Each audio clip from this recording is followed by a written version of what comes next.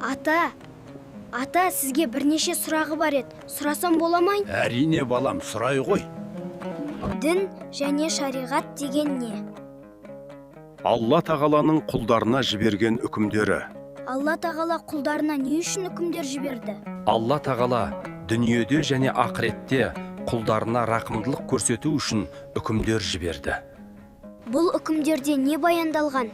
Бұл үкімдерде кейбір істерге бұйырған, кейбір істерден тыйған.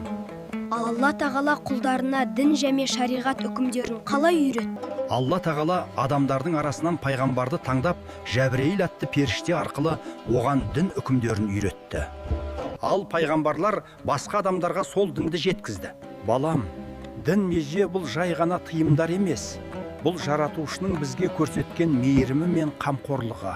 Түсіндім, рахмет атақ. Дін мен шариғат Алланың бізге берген ең үлкен сый екен. Егер бұл мәлімет пайдалы болса, жақындарыңызбен бөлісіп, сауапқа ортақ болыңыз.